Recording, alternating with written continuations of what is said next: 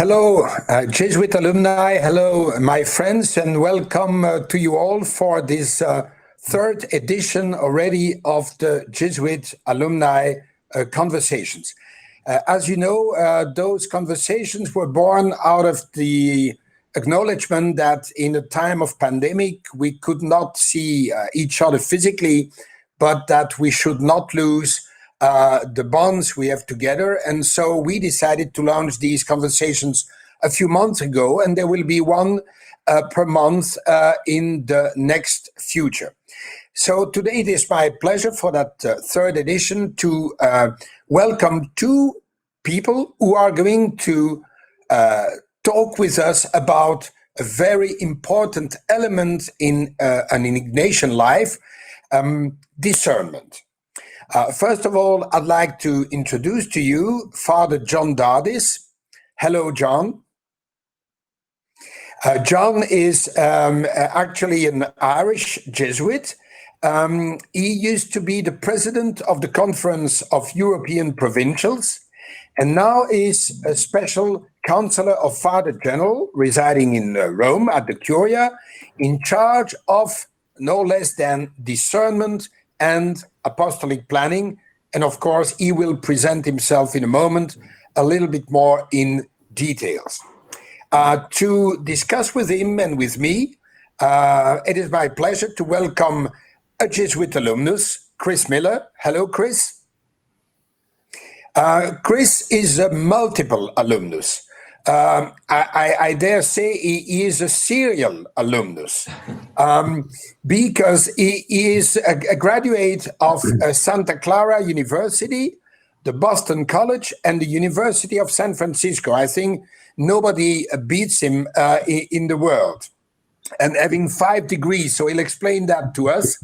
But of course, he did other things in his life than simply study. So he is a teacher, and he's a retreat leader, and he'll explain to us in his presentation what it all means to him and how he helps others to have retreats and practice on a very concrete way discernment.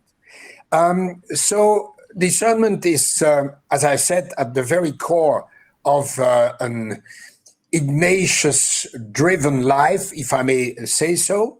And not only for the Jesuits, but also for Jesuit alumni or friends of the Jesuits for that matter. We also know that recently, the last 2 years, the Society of Jesus itself went into a collective discernment exercise that led the Society to publish its 4 apostolic preferences, and maybe Father John Dardis will explain that to us also. But first, I would like to leave him the floor to make a short presentation, and then we'll have the same coming from Chris Miller, and then we'll fire questions at them. And don't forget, you may write down questions on our Facebook group. We will see those questions, and of course, we will ask our guests to answer these questions. John, you have the floor. Thank you very much. Nice to be with everybody. Alain, thanks for organizing this. As Alain said, I'm an Irish Jesuit.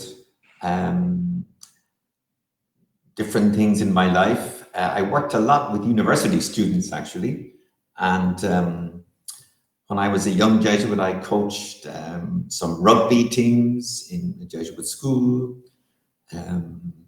A big change in my life, however, was when I was asked to go to Rwanda just after the genocide there. So I went in 1995 and worked in the camps there. And that actually changed my life, I have to say. Amazing experience of being with people who suffered so much, being with people who'd been involved in the genocide, also some of them, and that ambiguous situation of good and evil really had a huge impact on me. And also feeling I could do something, I could change something. So here I am in Rome, and my job is to help to change the Society of Jesus and the Church. I'm in charge of global planning, strategic planning, apostolic planning, and also in charge of communications, connecting our Jesuit mission with people, with people's hearts, that really we believe people are longing for something different, a different narrative, the narrative of well, I won't mention a recent election in a certain country, but certain narratives. I see Chris smiling there. People want something different. We have to leave aside this narrative of division. So that's my short personal presentation. Let's move to the first slide. I think somebody is going to magically show that we are building a different world and living a different dream. So a new narrative. You can see I've chosen that particular picture of two paths, two roads, because we can go down the path of division and stoking up fears and hatred, like we saw in the Brexit thing, for example, or with certain nationalisms in Europe. Or we can go down a different path of being in some kind of solidarity, So the path of solidarity or the path of division. And the dynamic in our world, it's a kind of a struggle in both directions. Every choice we make or many of the choices we make, we face something like that. Will I go towards solidarity, or will I be a divisive presence? And each of us has to look into our hearts. On the next slide, you see a small definition of discernment. It's an effort to understand every day, God's dream for me and for my life. It's an effort. It's not always successful. And it's about God and my life. God has a dream for me. Every one of us is unique. Every one of us has a call, a vocation. Not just the Jesuits who have vocations. We all have a call. How do we tune into that dream? Often there are so many distractions. It's like a bad Wi-Fi signal. You're trying to connect. We're not really sure. How do I connect? And the spiritual exercises, the Jesuit tradition, Chris will talk about this later, how we connect to this dream of God, which will bring liberation. So this is not just for Jesuits, or it's for every one of you, every one of us. So the next slide, this guy, Robert Greenleaf, he wrote a book called Servant Leadership. Part of my job here in the Jesuit headquarters is to run courses on leadership. And it's amazing the appetite that exists for these courses.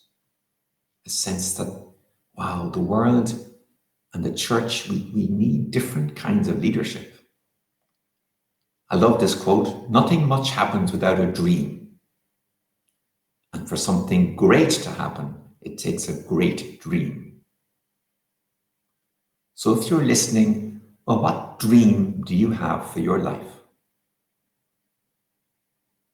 What dream do you have? How is your dream feeling at the moment? Maybe it's in a phase of disappointment or amazing fulfillment or somewhere in between. The next slide is Ignatius Loyola. Alain said I should talk more about Ignatius and his legacy. So Ignatius Loyola lived with a certain dream for himself of being a soldier, being attractive to women, being successful, until one day he was injured in the Battle of Pamplona and his leg was shattered. And this dream that he had died. And after a lot of searching, he discovered a new dream. He discovered that God had a bigger dream for him. He discovered a personal God, a passionate God, not just a God that he'd go to Mass on Sunday and that was it. But every day he could discern that dream and take little steps forward to push that dream into a new space. So Ignatius, there he is. This is a picture, a cartoon of him at the river Cardoner, which is in northeast Spain, in Catalonia, Manresa. And there he is sitting under a tree, and he's thinking and praying, and he's tuning in to this dream. So that's where it all started, this sense of religion needn't be something, well, it's something you do. It's a duty. It can be personal and it can be passionate and it can be liberating. And all of us are on this journey of discernment. And I'll show you a short film in a moment or two. Next slide. The exercises, Ignatius then wrote the exercises, which are basically, well, how do we get in touch with this dream? How do we tune in a better way? You can't just start with a blank sheet of paper and look up to heaven and say, inspire me, God. He has this path where actually you can find out how to be a free person and to live with incredible depth and love. Next slide. So maybe tomorrow or in the next weeks, it's a good question. Where has God been in my life so far? Can I track what God has been saying to me? There's a little cartoon there. I was born in the year 0, and then moving on up to, well, the little timeline just goes up to 7. We're probably all a bit older than 7. But you just draw it on a piece of paper and you put in the events and you stand back and say, now, where did I feel God's presence? I mentioned the time in Rwanda. That'd be a major time for me.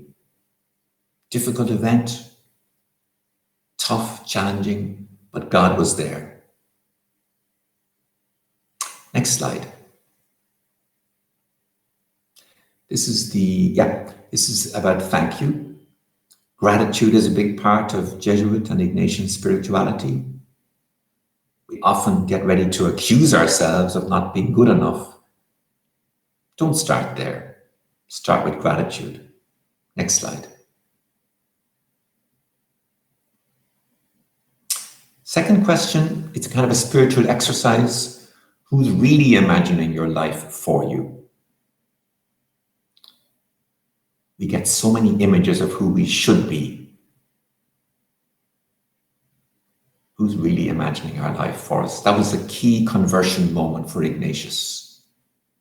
He had been trying to follow a life of being a chivalrous warrior, a soldier. And then he discovered, well, maybe I can follow Jesus. Maybe that's a better model of somebody who could relate to people, care for people, love people, get involved with people, not be distant and unsmiling like that guy on the right. He looks cool, but he's not smiling. Next slide. Eternity is a perfume, an aftershave.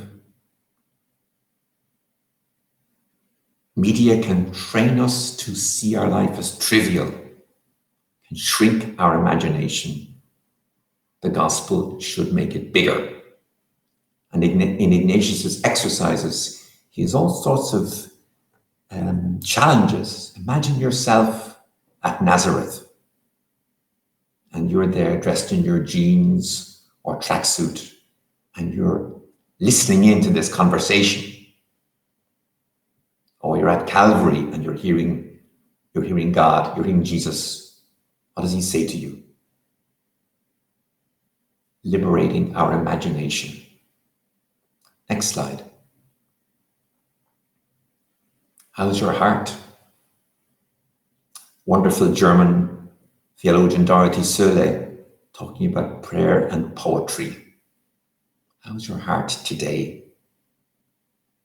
How's your heart today? There's 3 little spiritual exercises that might be useful sometime in the next weeks, days, months. Next slide.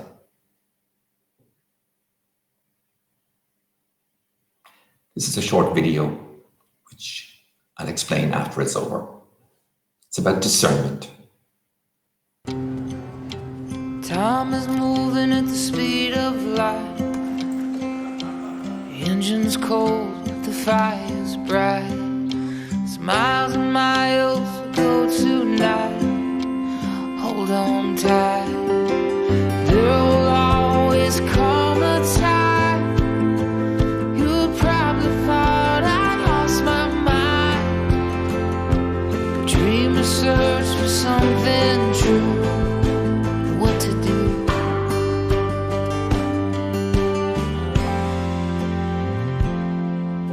There's miles and miles to go tonight.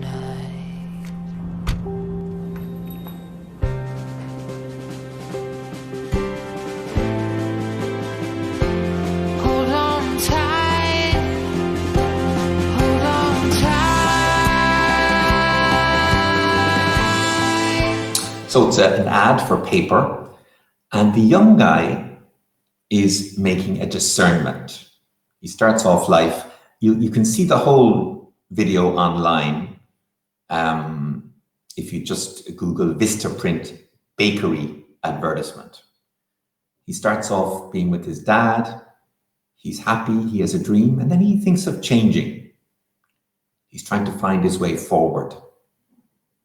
And he goes to the big city, and he has this other possibility, but he feels empty. Empty. And then it's the journey back to his dad and to the bakery. And I think a lot of our lives, we have these moments where we say, something isn't working. I'm feeling empty. And we have to rethink the whole project. So, worth looking at that video, and where do you find yourself in it? Where have there been moments in your life where you pursued some sort of dream that was the wrong dream, that didn't quite work, and you had to rethink and reset, press the reset button? Imagining our possibilities. What are your possibilities? And can you become a prophet for yourself? Next slide. Identify a moment of conversion for you. In this COVID time, I know some people who got COVID, and it was a big moment of reevaluation. And for some, it opened a new door after an initial time of being lost. Ignatius's conversion will be celebrated next year, next May, across the world in the Society of Jesus. We'll recall his change, his conversion. Next slide. That's it. Thank you.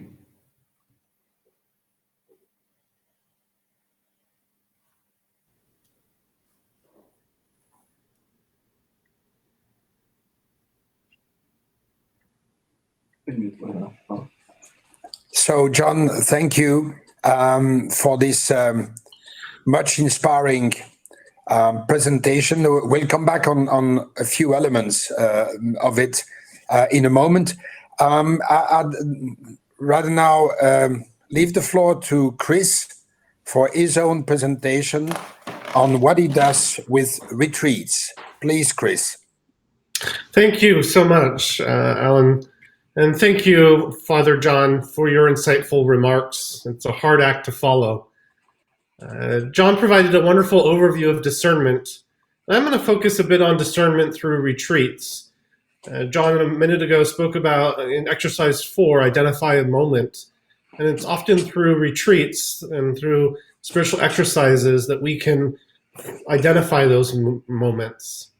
I'm humbled to have been invited to join the conversation. A little bit about me. We'll go to the first slide, please.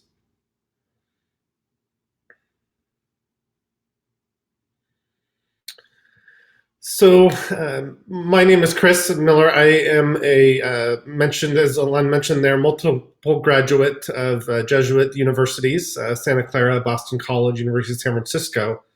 I was actually baptized an Episcopalian or Anglican in the Anglican Church, and took a Catholic theology class my sophomore year at Santa Clara.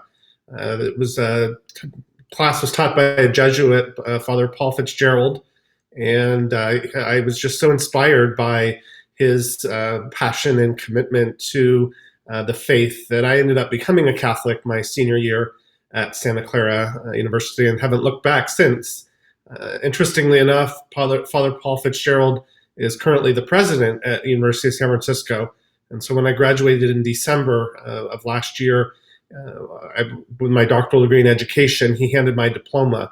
And I came full circle from taking that Catholic theology class my sophomore year at Santa Clara in 2001. Next slide, please. So I'm going to, as I said, to talk about discernment through retreats. So the concept of retreating or breaking away from the demands and distractions of everyday life has been present in the Roman Catholic Church for centuries.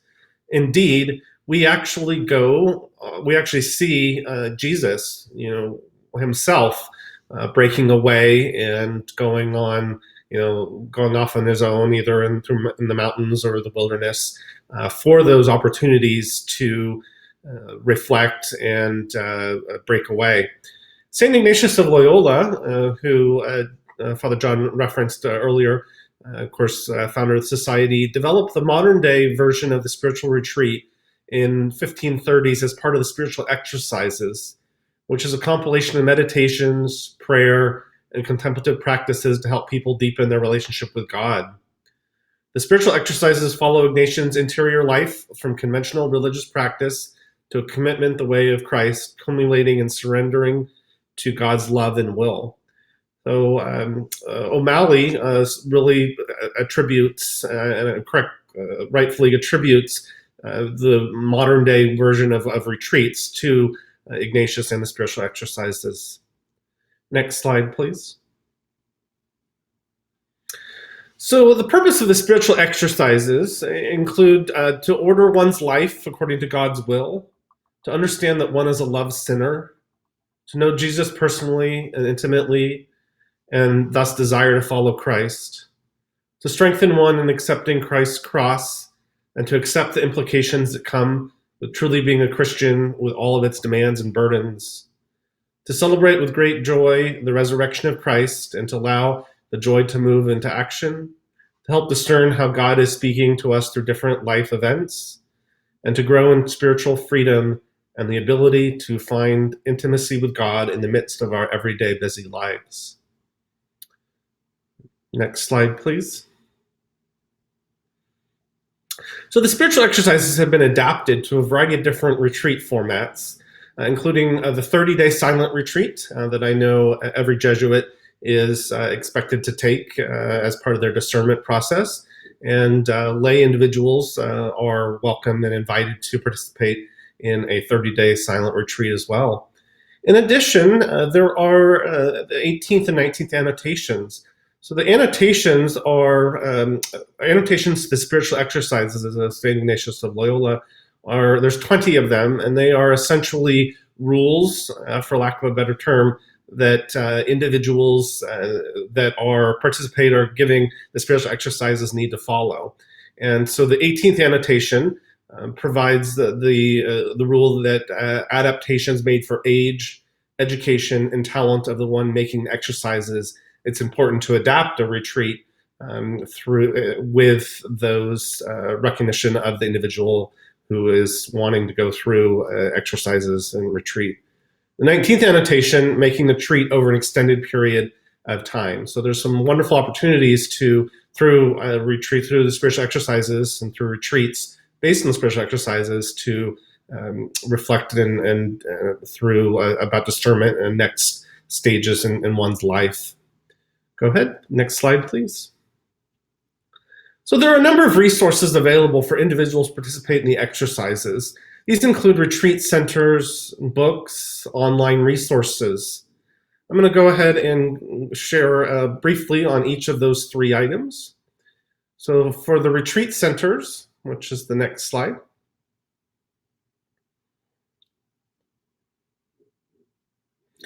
So there are Jesuit retreat centers around the world that offer the spiritual exercises in a variety of formats, including the 30 days, 7 days, the daily life. There are websites that show local retreat centers around the world. Some of the examples are in North America, where I am residing, the www.jesuits.org/rwork/retreat-centers is one that lists all the retreat centers in North America. And then there is also in the Asian area and Oceania of the world. And then, of course, in Manresa, Spain, there is the Center for Spirituality, Ignatian Spirituality, and there are other retreat centers, retreat houses all throughout the world. So I would encourage you, if you aren't familiar with your local retreat center, local Ignatian retreat center, Jesuit retreat center, to take a look and explore what might be offered in your area, wherever you're tuning in the world. Next slide, please. So there are several books available that guide a participant through the spiritual exercises. There are many, many, many books. If you look on Amazon or any other place where you can purchase books, there's a variety of different opportunities available. Such one, the first spiritual exercises, Hansen, I believe, is a Jesuit from Australia, and he developed the first spiritual exercises book, and I actually participated in a retreat, a 4-week retreat, going through this first spiritual exercises that just concluded last week. So that is something that, again, going back to retreat centers that I mentioned earlier, a lot of retreat centers offer this first spiritual exercises. Another one is the Ignatian Adventure, Experiencing the Spiritual Lives of St. Ignatius in Daily Life. And that is by Father O'Brien, who is actually now president at Santa Clara University in my neck of the woods. And then there's the Ignatian Workout, the Daily Spiritual Exercises for a Healthy Faith, which you can see there. And again, there's a number of books. I would encourage you to take a look at some of the other books that might be out there about going through the spiritual exercises. Next slide, please. And then finally, discernment through retreats. So there's a number of online resources available to guide individuals through the exercises, including IgnatianSpirituality.com, has the Ignatian Prayer Adventure, and Creighton University. And I'm actually seeing in the chat the Pray As You Go. And yes, thank you for referencing that. I actually use that in my own classroom with the students in my own teaching. I teach sophomore and junior religious studies, and the students really enjoy the Pray As You Go series. So they've got some both daily prayers as well as some recordings on the spiritual exercises. So thank you for referencing that. And then Creighton University has in the United States, has a online ministry for that one can engage into on an online retreat. So thank you again so much for taking the opportunity. Again, I'm humbled to have been invited to this conversation, and hopefully through Father John's providing a wonderful overview of discernment, and me focusing on retreats through discernment. Just a final thing that might be interested in, my dissertation was on the impact of the Kairos retreat, which is a retreat program in high schools, and I did my study at 5 Jesuit high schools in the United States. So retreats can and do have an impact even amongst our youth, and especially adults. So thank you so much. Thank you, Chris. Thank you, Chris. A very, very complimentary presentation with the one of John, and very, very concrete in explaining the different flavors, if I may say so, of what those retreats can offer. So thank you for that. As a matter of fact, we will publish on our Facebook page and also on our website some resources, like you described them. So basically books, online resources, different type of material that could be of interest to the Jesuit alumni. So we'll do that in the coming days. And obviously I would ask Father John and Chris to provide us with as many, resources, links, etc., as possible, so that we can feed our own social media and website with that. So thank you for those two great presentations. I'll open up with the first questions. First of all, maybe a question for John regarding especially his function at the Curia. We may imagine that you were not absent, and not at all, I would say, from the collective discernment exercise followed by the Society of Jesus as such the last years. And my first question for you would be to know whether it is a long tradition, maybe dating back the origin of the society, to try to collectively discern, or is it something that was revived more recently? Because for most people, discernment is an individual thing, okay? And the society recently has proven that it also can be a collective thing. So what is your take on that?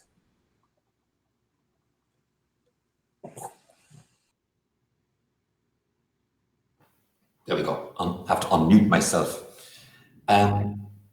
It's true that discernment is quite an individual thing, and it's a way of life, really. I'm trying to tune into this dream that God has for me. I'm trying to figure out what's God saying? How's God leading my life? And I think there's been a lot of progress, and Chris has outlined it in helps for people to click into that, like pray as you go, or books, or retreats. And this dimension of, well, what does God want for this school or university or this group of people? That is just being rediscovered. And it's quite tricky, because if there's a group of 6 people, each one of us probably has his or her strongly held views about the future of the school or the parish or the university. And how do you put all that together if each one of us believes that, well, I think God's speaking to me, actually, and he's not speaking to you.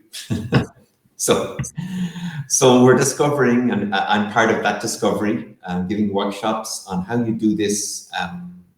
How can we do this discernment thing together as a group? And actually, it's interesting. There's a guy called Frederic Laloux who's written a book called Reinventing Organizations. He's a business consultant, fairly well known, living in New York, French originally, I think, or maybe Belgian. Is he Alain? Laloux, anyway. But we're in this meeting with him by Skype, and we're saying, I was getting advice on my new job in Rome and what we might do. And it was a very confused conversation. 4 of us, 3 of us, different views, different ideas, different perspectives. And so at the end I said, look, we'll just finish and thank you very much. And he said, no, wait a second, he said. We're going to take 3 minutes in silence. And then we're going to go around and listen to each person. I was like, wow, he's stealing my lines. I'm the priest here. So we took 3 minutes at the end of this meeting, basically. Silence. Then we each went round and heard the other person. And you know what? We reached a consensus. So this discernment together thing, it doesn't have to be, let's go off to a monastery for a week, let's get a special guide, let's do this complicated set of spiritual gymnastics. It actually works in a business context. If I'm a Christian, I'm saying, okay, in this silence, what I'm doing is I'm listening to God speaking to me, the Holy Spirit. If I'm not a Christian, I'm tuning into myself. So with incredible respect, we're discovering so many adaptations of discernment in a group that are so helpful, and often so helpful in situations of conflict or divided opinion. So it's a whole new, we need another webinar on that, Alain. Thank you, John. I'll maybe a somewhat related question for Chris. We spoke about an individual exercise, but that can also be collectively done. But at the same time, even the individual exercise, when you practice discernment, when you do, for instance, the spiritual exercises, you don't do it completely alone normally, because there is someone accompanying you.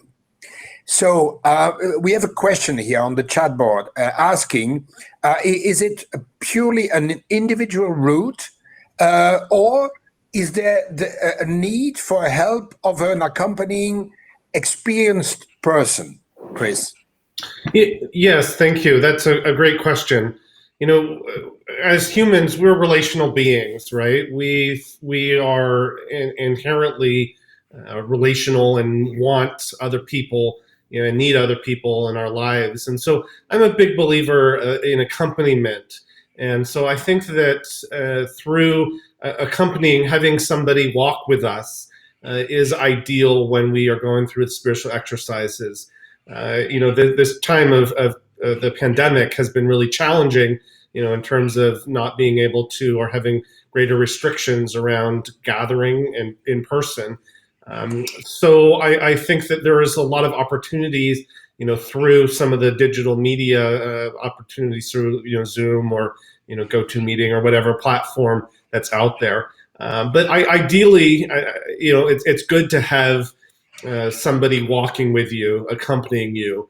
We look at Ignatius's own life, right? And he had, his companions and the individuals that kind of walked with him and guided, and they worked together in developing and starting the society. So to answer the question directly, yes, I think it's ideal to have somebody that has experience with the spiritual exercises in a retreat setting. But that said, there are some books, and I referenced a few of them, and there are resources out there, for individuals to do it on their own. So it really is depending upon the interest of the individual. And I think that's one of the wonderful gifts that the spiritual exercises gives us, is that it can be done, by yourself. And there's been a number of Jesuits and lay individuals that have written about that. But yes, ideally it's done when somebody's accompanying you, can provide insights. But if that's not possible, there are opportunities for individuals to, experience the exercises. Chris, since you have the word, maybe another question. Because of what you said of your origin, you were baptized as an Anglican. I know people who say that the religion doesn't matter when you do the spiritual exercises, in this sense that other traditions could do the exercise. Is that so, or do you have another view on this? That's another great question, and I think that's again a wonderful gift that the exercises gives us, is that they can be incorporated into other religions, or quite frankly even individuals that aren't necessarily religious. That there is that opportunity for reflection through the exercises, and obviously the exercises themselves are focused on God and recognizing God in our lives.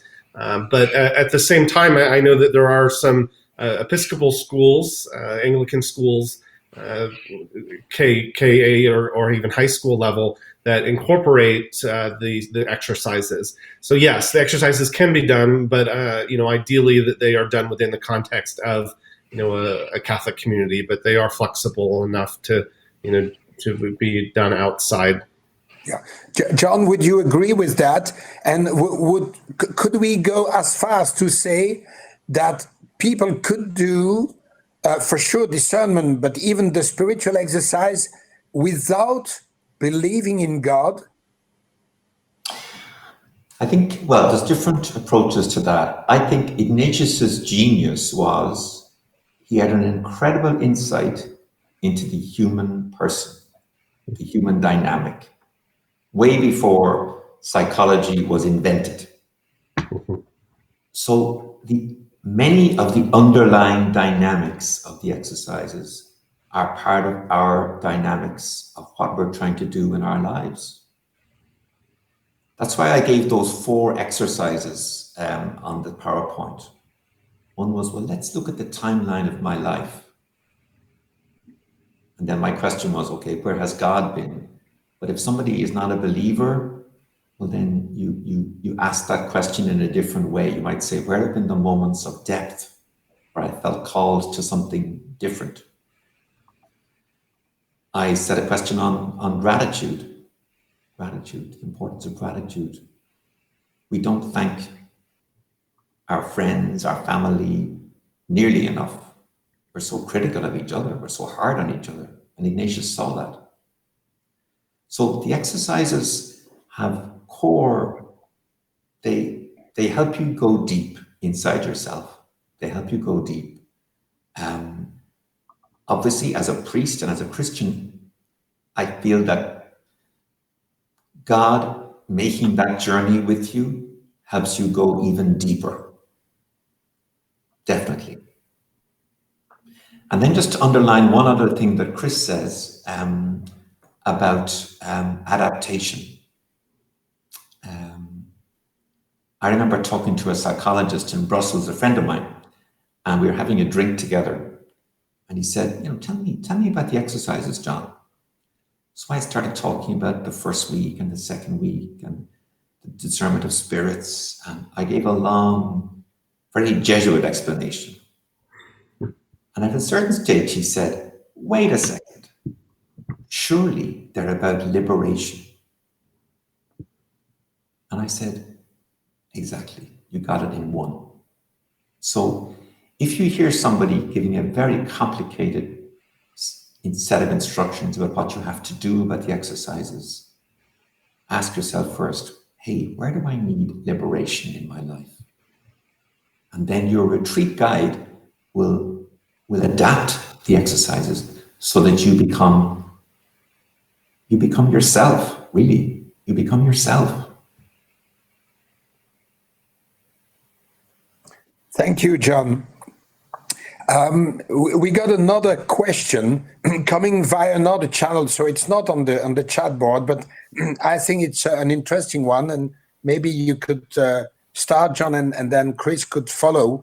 The question is, can I consider discernment as a personal, in-depth travel, or should I consider it as a total and collective dynamic towards a radical change? Wow. It's a personal journey, first of all. At least for me, looking back on my life, it has been big moments of change in my life. when I was, I joined the society after high school, which would be most unusual now. But in high school, I was all set to study medicine. I wanted to be a doctor. That was my path, very clear. And I was talking to one of the priests in the school, and he said, hey, I thought that a few years ago you mentioned being a priest. I said, yeah, but I've changed my mind, and I want to be a doctor. And he said, think again. 2 words, think again. And I said, oh God, I've got to think again about all this stuff. And I thought I had this sorted out and everything was all clear. And then I went on a discernment weekend. I thought this will solve it. I'll think again, but I'm sure I won't like any of the people on this weekend, and it'll be clear I should do medicine. But on that weekend, at one of the Eucharists, one of the masses, I had this amazing sense of being consoled by God, of peace, of joy, of something amazing inside myself. Like I dropped down all these different levels to something that was fundamental in myself. So it was this journey of finding my vocation. This was my, avoiding all the distractions, going down. And yeah, something happened that opened up inside myself. So it was the personal in-depth journey. It was radical change. I applied the next day to join the Jesuits. Was it a collective dynamic? For me, it's always been a very personal journey. For example, my spiritual guide, the person who accompanies me, I do it by Zoom now. It's fine, but it's so, to have someone to touch base with, as Chris said, it's such a privilege. I think, John, when we listen to you, it's obvious that discernment and accompaniment in the exercises can be done over video, over Zoom or whatever other platform, because it's about an intimate contact with the other, and we're just demonstrating that, I would say, especially you. So maybe if I were to rephrase the question we had, it's a personal, in-depth journey that can trigger radical change in one's life, but not for the sake of triggering a radical change. It will be like that if it has to be that at the end of the personal journey or along the personal journey. It is not a method to simply revolutionize your life because you're not happy about your life. It's the other way around. The radical change may be at the end of the journey, but it's not a prerequisite to start the journey. No, God is, I think, the big Jesuit insight, the big Ignatian insight is that we believe in a God who's active all the time. It's not like he's up there and we're down here, and no, he's reaching out all the time to you, to me, through this conversation. He's speaking to our hearts. I remember arriving in Rome 4 years ago, knowing no Italian except pizza and buongiorno. And then I was asked to do this job of like strategy and planning. It's like, how do you do strategy about pizza and buongiorno? And looking back at the 4 years, it was a gradual sense of God. It wasn't a radical thing like when I decided to be a Jesuit. It was a kind of gradual deepening sense of God being with me, helping me cope with the different problems. And yeah, so it wasn't as dramatic. But the big, there's kind of two attitudes to the world that you'll find in the church. You'll find an attitude of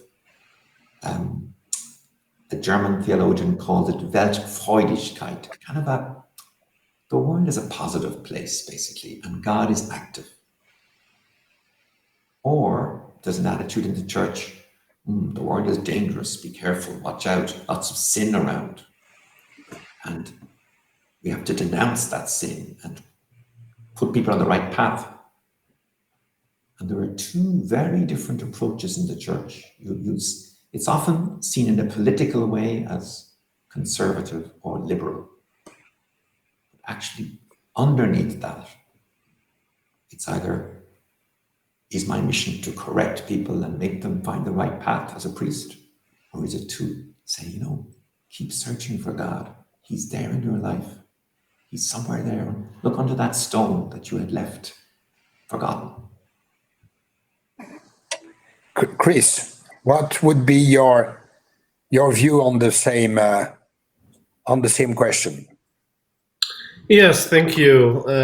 So I agree with everything that John said. I do think to address the question directly, can I consider discernment as a personal in-depth travel or a total and collective dynamic towards a radical change? My response is it can be both and. That it doesn't have to be exclusive one or the other.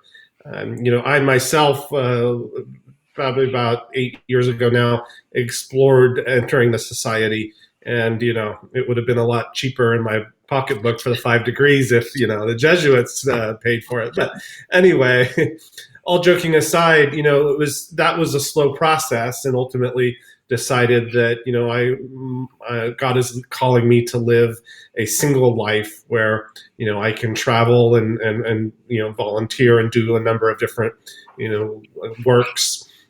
But I mentioned that. I mean, we look at Ignatius, right? Ignatius had, in some ways, a radical change from being a affluent prince, essentially, and then as John referenced earlier, the cannonball, right? The experience, and that was in a sense a radical change.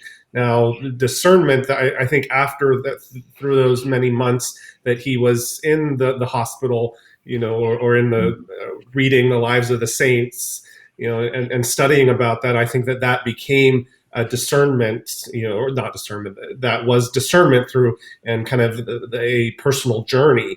But it was that, the radical change, a catalyst, I think is a good way of putting it. And in my experience, retreats can become a catalyst to greater personal change, in-depth change.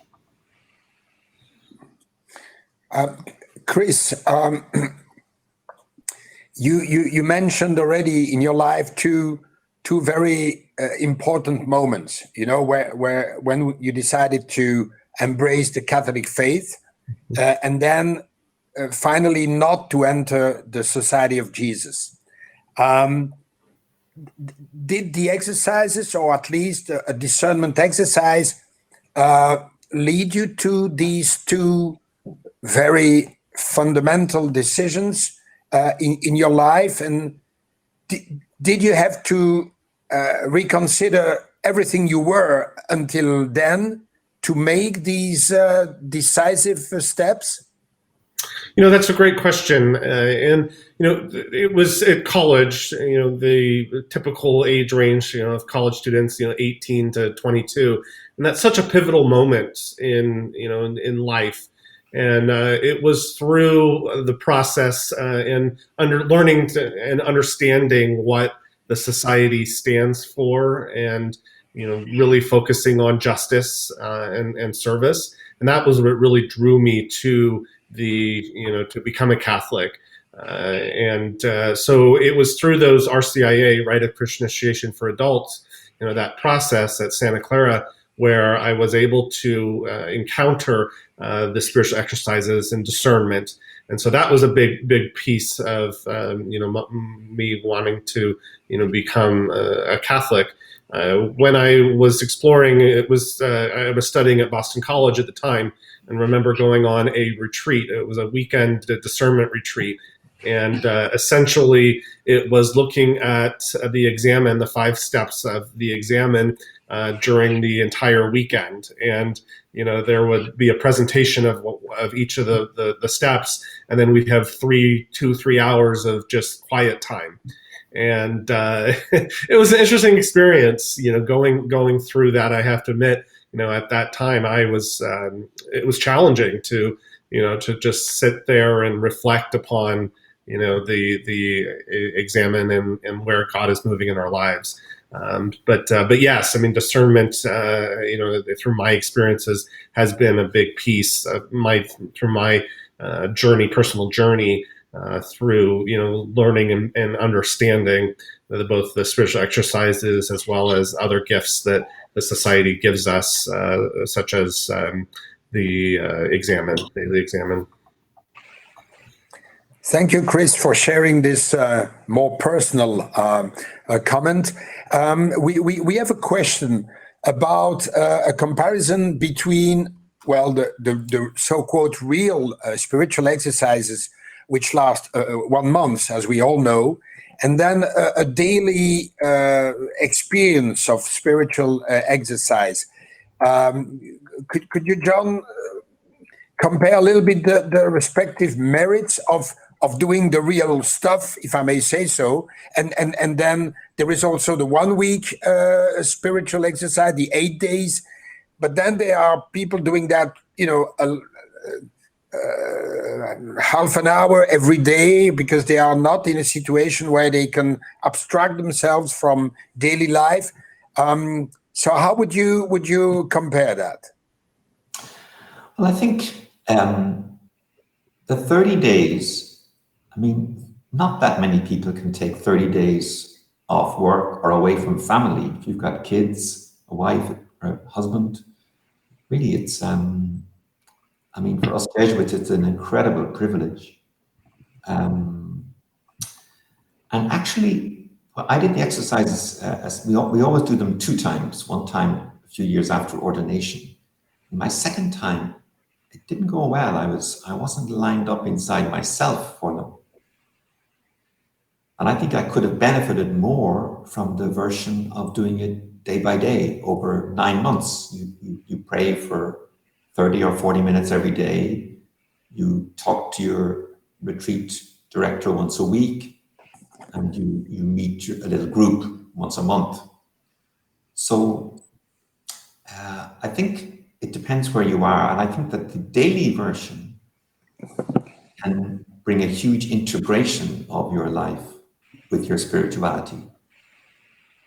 The monthly version maybe can help you go deeper because it's so intense. And then there are different people do the exercises over a weekend. They do very short little exercises like I gave you. So my advice is, don't let the exercises become a kind of an ideology or like it's the exercises or nothing. It's where are you in your life? What are you looking for? Where is your heart? And those questions, the clearer they are for you, you can find answers through a weekend retreat or online or through a monthly chat with a guide or an 8-day retreat. I think if I would criticize the Jesuits a bit, we sometimes have not been flexible enough about the exercises. Like I think of people who've been abused sexually. It's been a huge issue, and how they find it really difficult if they've been abused by a priest or a religious. And there's a proposal to adapt the exercises for that situation so they can really find healing. Now that's interesting. The exercises are given to prisoners. Now that's interesting. You know, there's a real, one of the benefits of this lockdown COVID thing is that we're pushed to be more creative. So instead of saying, oh my goodness, I have to fill my retreat house, it's got 50 bedrooms, I better better get all sorts of retreats. No, we say, well, the mission is liberation, whether it's prisoners or those who've survived abuse or whatever. And I think when you think, Alain and Chris, of the ideologies we've suffered from in our world, or the isms, I call them, individualism, consumerism, and look at the past century: fascism, Nazism, Stalinism, millions of people dying. There's all sorts of isms today that keep us imprisoned. And the exercises, or a version of them, or an adaptation of them, in the end, as my psychologist friend said, it's about helping people find liberation. Liberation. So whatever works, 2 days, 10 days, 30 days. Thank you, John. We're nearing the end of this conversation, but I would like to finish with a question that would be almost at the same time very humane, but at the same time very metaphysical. Saint Ignatius, at that time Ignatius, saw his life completely crushed when the cannonball crushed his leg. He had to progressively abandon all his dreams, all his ambitions, and he embraced a new life. So to some extent, he died to himself and became truly himself and the person we know. So does one have to die to oneself to truly become oneself? Chris and then John. Oh boy, that's a question we could spend hours talking about. My initial response to that is, I'm going to say a typical Jesuit response. It depends. But I do think that we are all made in the image and likeness of God, right? And we're all unique. Every human on earth is unique, and we've had unique experiences. And so I think that there are times where individuals need to have that quote unquote death, right, of something old and then having something new. But then there are experiences, or people have experiences where they haven't had such a metaphysical death, right, or that experience, and are still able to move on to greatness. So I think it can be. It's really up to each individual. John? Well, the way you put it, Alain, doesn't sound very inviting. You have to die to yourself. It's like, hands up those who want to die. I think it's about dying to your false self. Mm-hmm. And the moment comes when you realize, wow, this self that I've designed for myself is too small. It's too narrow. And so it's easy to let that go. In the end, it's easy, because you say, oh, Ignatius, in the end, it was easy. He just said, this is too small, too limited, too petty, too false. I showed the pictures of the guy with the Coco Chanel T-shirt and the woman with the perfume. We're told to be, or we're invited to be all these things in our advertising. Thank God most of us don't buy that message fully, but they can be a bit seductive. I'm not successful unless I've got the BMW or the Mercedes. Really? Jesus didn't say, blessed are the successful. I think his message was, blessed are those who can really relate to others, who can have big hearts, who can care, who can forgive, who can risk loving and being hurt. Thank you, John. I think indeed becoming truly oneself is a liberation, and that's what we all strive for.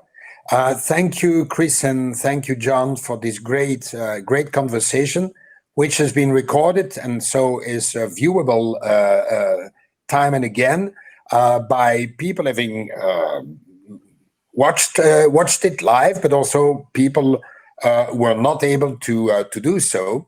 So I thank you both for your presence. I already announced the next Jesuit alumni conversation, which is going to take place on the 9th of December, same time, and where we will be talking about education, Jesuit education, of course, and that's going to be with José Mesa, the Secretary for Pre-Secondary and Secondary Education worldwide for the Society of Jesus. He will be in a debate with me and another alumnus or alumni whom we are going to identify very soon, so that we respect the format of these conversations, a Jesuit alumnus or alumni, and myself as a moderator of the debate. It was my pleasure to discuss about discernment with both of you. Thank you for the people having watched us, and we hope to have answered some of your questions. All questions remain visible as this video on the Facebook, on our Facebook group. And of course, if you thought this was interesting, don't hesitate to share with your friends this conversation. John, Chris, thank you very much. Thank you very much. Thank you. It was an honor. You too.